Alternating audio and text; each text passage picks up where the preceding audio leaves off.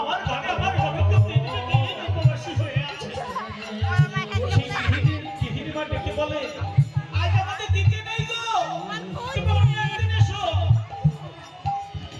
সেই গৃহস্থের বাড়ি থেকে আরেক গৃহস্থের বাড়িতে যাবেন কিভাবে ডেকে বলো। সেই গৃহিণীমা বলে, আমার হাতে একদম সময় নেই, খুব কাজ, আজ দিতে পারবো না, তুমি অন্য একদিন এসো। যে কেমন ভাবে যে গৃহস্থের বাড়ি যায় সেই গৃহস্থের বাড়ি থেকে ফিরিয়ে যায়, এমন ভাবে চলতে চলতে এমন এক গৃহস্থের বাড়িতে গেছে। সেই গৃহিণী মা দেওয়ার ইচ্ছা আছে কিন্তু সামর্থ্য তার নেই। সেই গৃহিণী মার কাছে গিয়ে কেঁদে কেঁদে বলছে, বাবু জানো না, আমি যে গৃহস্থের কাছে যাই সেই গৃহস্থের বাড়ি থেকে আমাকে ফিরিয়ে দিচ্ছে। তুমি আমাকে ফিরিও না, আমার তুমি আমার গোবিন্দ 3টে দিন উপবাসী হয়ে আছে, দাও না মা, অন্তত একটা মুষ্টি তন্ন তুমি আমার দাও না। সেই গৃহিণী মা বলছে, বাবা তুমি এমনই দিনে আমার কাছে এসেছো, আমার দেওয়ার মন থাকলেও দেওয়ার সামর্থ্য আজ আমার নেই। আমার ঘরে পরিস্থিতি তন্ড মানে বড় বারন্ত, তোমাকে যে এক মুষ্টি তন্ড দেব তবে মা তুমি যখন চাইছো, জানো মা আমার ঘরে অনেকদিন আগেকার ঘরের কলসিতে কিছু চিড়ের খুঁত পড়ে আছে, চিড়ের কণা পড়ে আছে। যদি তুমি কিছু মনে না করো তাহলে এক মুষ্টি চিড়ের কণা, চিড়ের খুঁত কণা তোমায় দিতে পারি, তুমি কি নেবে মা? চিড়ে? বাবা বাবা তুমি চিড়ি কটাই দাও, আজ না হয় এই চিঠি দিয়ে আমার গোবিন্দের সেবায় লাগাবো। তাই সেই গৃহিণী মা তার ঘরের কলসিতে পড়ে থাকা অনেকদিন আগেকার এক মুষ্টি চিড়ের কণা, চিড়ের খুঁত, সেই চিড়ের খুঁত কটা সুমতির কাছে তুলে দিবে। আর সুমতি সেই চিড়ে কটা নিয়ে ছুটতে ছুটতে আসতে চলেছে ঘরে।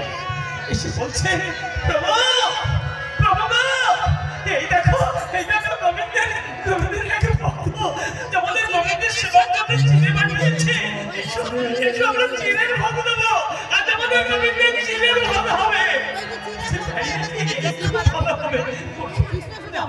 তুমি সমস্ত কিছু বুঝছি না। তাই সুমতি সেই চিড়ের কথা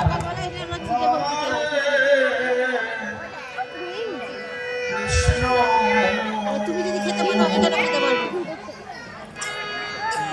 কৃষ্ণ কৃষ্ণ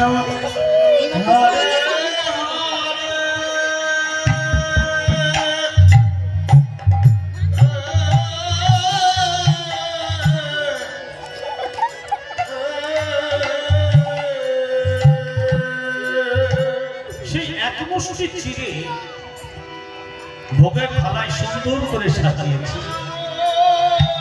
এক মুষ্টি চিড়ে ভোগের থালায় সাজিয়ে নিয়ে দুজনে সবে জোর হাত করে বসতে চলেছে। এমন সময় সুমতির মনে পড়েছে, তাই তো আমার স্বামী যাতে তারকায় বন্ধু করে। তাই সুমতি বলছে, প্রভু একটা কাজ করি না, এই এক মুষ্টি চিড়ে এই সম্পূর্ণটা গোবিন্দের সেবায় না দিয়ে একটিতে অর্ধমুষ্টি আমি তোমার কাছে দিচ্ছি, এই অর্ধমুষ্টি চিড়ে নিয়ে তুমি যাও তোমার বন্ধুর বাড়ি। তাই কি করলে, সেই এক মুষ্টি চিড়ের অর্ধমুষ্টি চিড়ে একটি বস্ত্রখণ্ডে বেঁধে অতি যত্ন করে তুলে দিলেন সুদামার কাছে। আর সুদামা ওই অর্ধমুষ্টি চিড়ের বস্ত্রখণ্ডটি অতি যত্ন করে খুঁজে রাখলেন এই কক্ষদেশে। এই কক্ষদেশে খুঁজে রেখে এবার বাকি যে অর্ধমুষ্টি, ওই অর্ধমুষ্টি চিড়ে গোবিন্দের ভোগের থালায় সাজিয়ে নিয়ে যোগেন্দ্র দুজনে জোর হাত করে বসেছে। জোর হাত করে বলছে, হে গোবিন্দ 3টে দিন পার হয়ে গেছে, আমরা তোমার সেবা দিতে পারি, তবে আজ তোমারই এক পরম ভক্ত তোমার জন্য পাঠিয়েছে এক মুষ্টি চিড়ে, তুমি তার অর্ধমুষ্টি আজ তোমার সেবা দিচ্ছি, তুমি গ্রহণ করো প্রভু। এই অর্ধমুষ্টি চিড়ে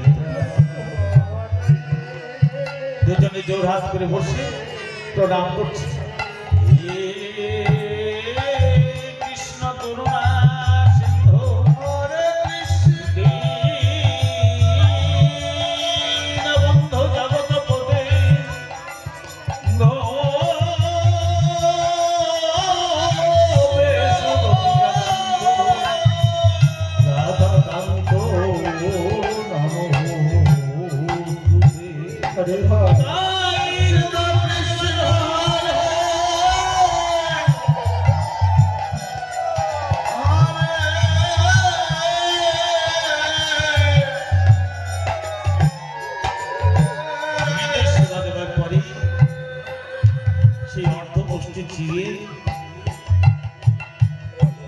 দুজনে নিয়ে বসেছে।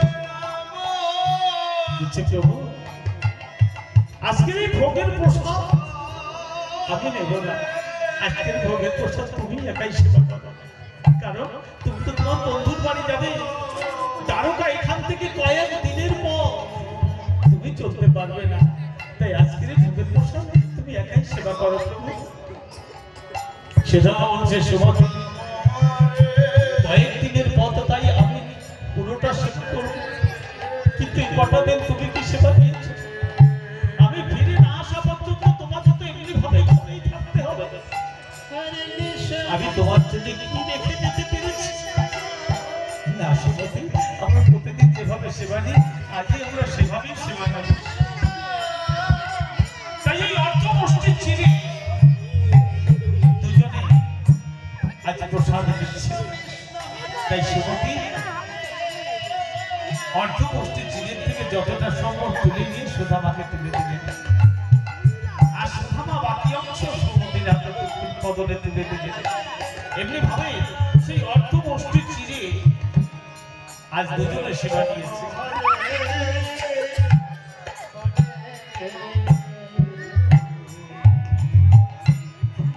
হরে কৃষ্ণ হরে কৃষ্ণ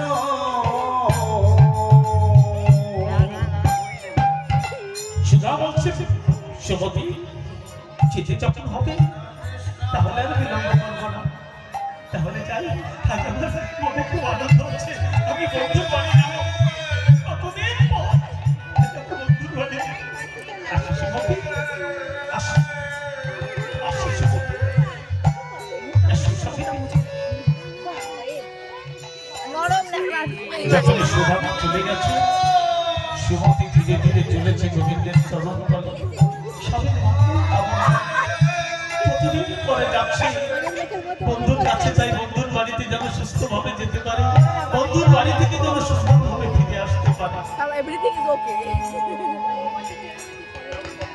আর এদিকে দ্বারকায় আমার বন্ধু, আমার গোবিন্দ রুক্মিণী আর সত্যভামাকে নিয়ে তিনি মনের আনন্দে রাজকার্য পরিচালনা করছেন। প্রতিদিনের ন্যায় আজও আমার গোবিন্দ দ্বারকার সিংহাসনে বসে প্রতিদিনের মতো তিনি রাজকার্য পরিচালনা করবার জন্য বসেছেন। কৃষ্ণ হরে হরে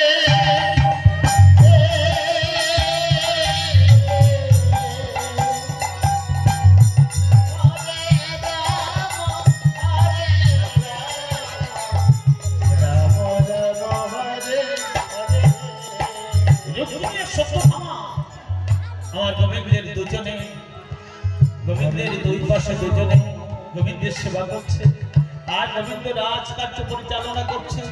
কিন্তু আজ আমার গোবিন্দ সিংহাসনে কিছুতেই বসতে পারছে না। সিংহাসনে একটু বসবার পরে কিছুতেই স্থির হয়ে বসতে পারছে না, মনটা বড় চঞ্চল হয়ে গেছে। তাই সিংহাসন থেকে উঠে সেই রাজ দরবারের মধ্যে তিনি চলতে শুরু করেছে। কি যেন একটা বড় দুশ্চিন্তা, কি যেন মনের মাথায় একটা বড় দুশ্চিন্তা নিয়ে ঘুরছে। রুক্মিণী সত্যভামা বলছে, প্রভু তুমি অবাক করছো কেন? কি হয়েছে তোমার?